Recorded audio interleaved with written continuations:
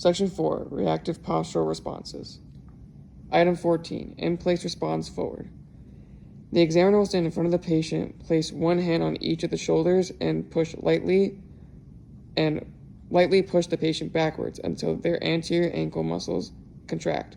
Do not allow any pre-leaning by patient. Score only the best of two responses if the patient is unprepared or you push too hard. Normal scoring ranges from 0 to 3. For the next few tests, I'm going to push against you to test your balance reaction. So I just want you to stand in your normal posture with your feet shoulder width apart and arms at your side. And then I'm going to place my hands on your shoulders, and I don't want you to let me push you backwards. And then when I let go, I want you to keep your balance without taking a step. All right. Item 15, in-place response backwards. The examiner will stand behind the patient and place one hand on each of the scapula and isometrically hold against the patient's backward push until heels are about to be lifted, not allowing trunk rotation or sudden release. Do not allow any pre-leaning by the patient. Score the best of two responses if the patient is unprepared or you push too hard. Scoring ranges from 0 to 3 on this item as well, 0 being the worst, 3 being the best. So I want you to stand with your feet shoulder width apart, arms at your sides, and I don't want you to allow me to push you forward. Then when I let go, I want you to keep your balance without taking a step. All right. Item 16, compensatory stepping correction forward. The examiner will stand in front of the patient to the side of the patient. The examiner will stand in front and to the side of the patient with one hand on each of the shoulders and ask them to push forward. Make sure there is room for them to step forward. Require them to lean into their shoulders and hips are in front of their toes. Sudden release of your support when the subject is in place. This test must elicit a step. Be prepared to catch the patient. So I want you to stand with your feet shoulder width apart, arms at your sides, and then I'm going to have you lean forward against my hands beyond your forward limits. And then when I let go, I want you to do whatever is necessary, including taking a step to avoid a fall. So you can lean into my hands.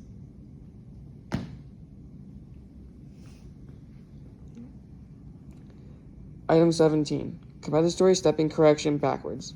The examiner will stand in the back and to the side of the patient with one hand on each scapula and ask them to lean backwards. Make sure there is room for them to step backwards. Require them to lean until their shoulders and hips are in the back of their heels. Release your support when the subject is in place. Again, scoring for this is 0 to 3, 3 being the best, 0 being the worst. So I want you to stand with your feet shoulder width apart, arms at your sides, and then lean backwards against my hand beyond your backward limits. And then when I let go, I want you to do whatever is necessary, including taking a step to avoid a fall. So lean back into my hands.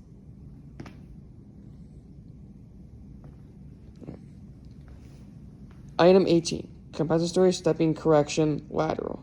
The examiner will stand behind the patient with one hand on either the right or left side of the body or pelvis and ask them to lean their whole vertical body into your hand.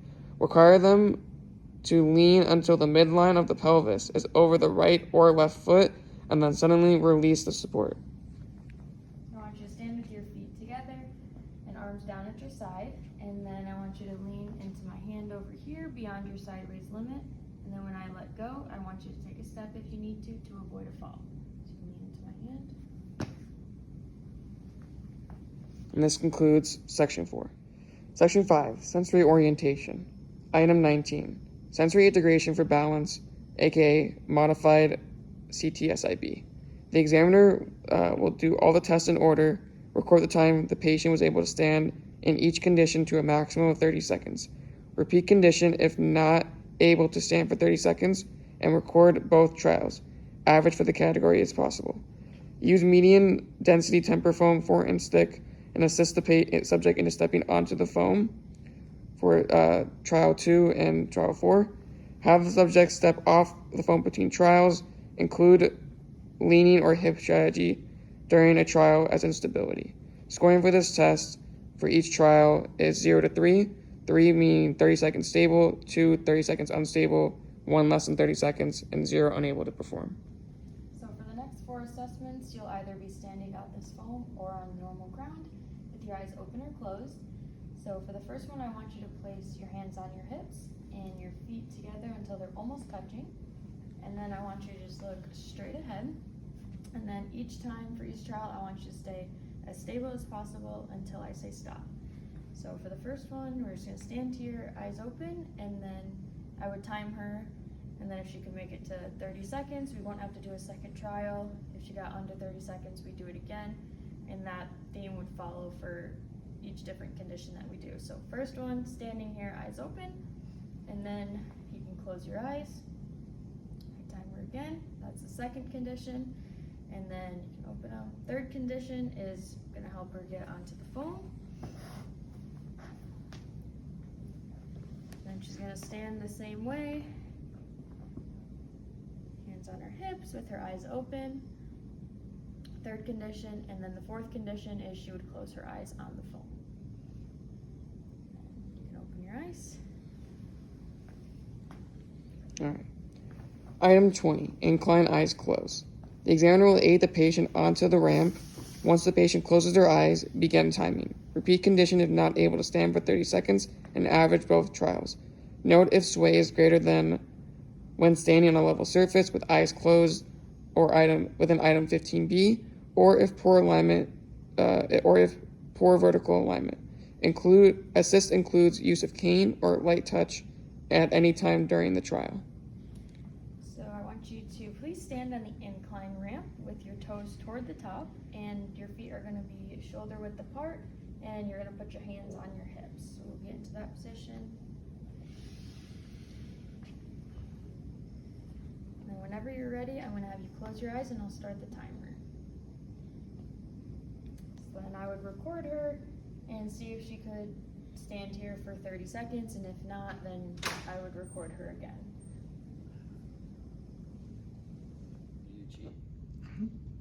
The first test for stability and gait is gait on level surface. Place 2 markers 20 feet apart and visible to the patient on a level walkway. Use a stopwatch to time gait duration. Have subjects start with their toes on the mark. Start timing with the stopwatch when the first foot leaves the ground, and stop timing when both feet stop beyond the next mark. All right, Dan, you walk from this mark to the next at your normal pace. All right, whenever you're ready.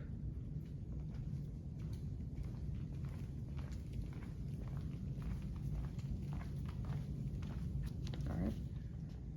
The next test is change in speed. Allow the patient to take 2 to 3 steps at their normal speed and then say fast. After 2 to 3 fast steps, say slow. Allow 2 to 3 slow steps before they stop walking.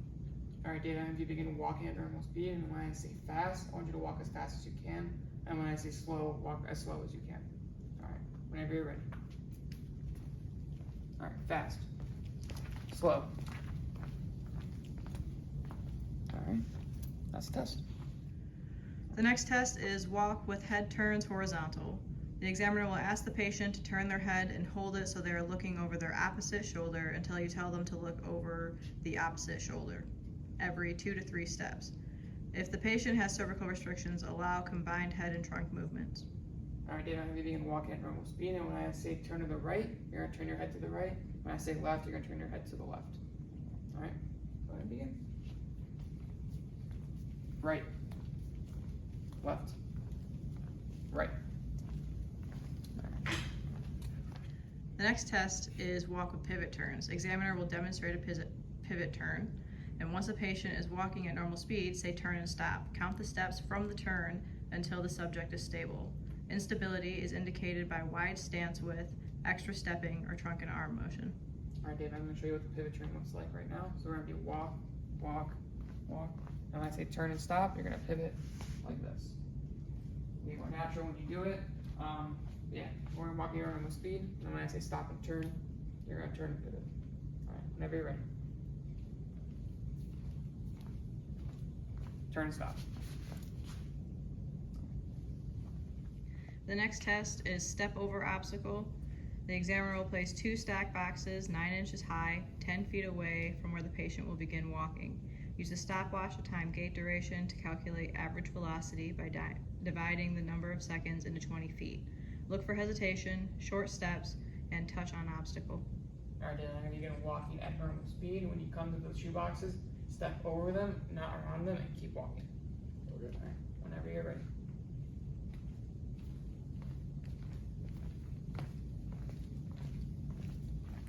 The next test is timed up and go. An examiner will have the patient sit with their backs against a chair. Time the patient from the time you say go until they return to sitting in chair.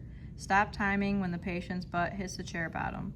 The chair should be firm with arms to push from if necessary. Tools, tape on the floor 3 meters away from the front of the chair legs. Alright, David, when I say go, stand up from the chair, walk at your normal speed across the tape on the floor, turn around and come back and sit in the chair. I will time you as long as it takes.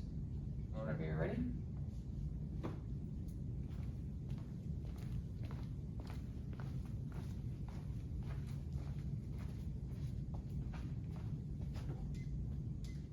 The last test is timed get up and go with dual task. The examiner, before beginning, will practice with the patient how to count backwards from a number between 90 and 100 by threes to make sure that they can do the cognitive task. Then, ask them to count backwards from a different number, and after a few numbers, say go for the get up and go task. Time the patient from when they say go until they return to sitting. Stop timing when the patient's butt touches the chair bottom. The chair should be firm with arms to push from if necessary. Alright, David, I'm gonna have you make sure you can do the cognitive task, so count down from 100 to about 90 by 3. Alright, 100, 97, 94, 91, 88. Okay, good. So when I say get up and go, I'm gonna have you do the same thing, but we're gonna start from a different number. And then we're gonna do the same thing, walk up, go around the tape measure, and then come back and sit down. So I want you to start counting down by 3 at the number 45. 45. Yep, just go ahead and start counting. Alright, 45, 42, 39, Go ahead, go. 36, 33, 30, 27, 24, 21, 18, 15, 12, 9, 6,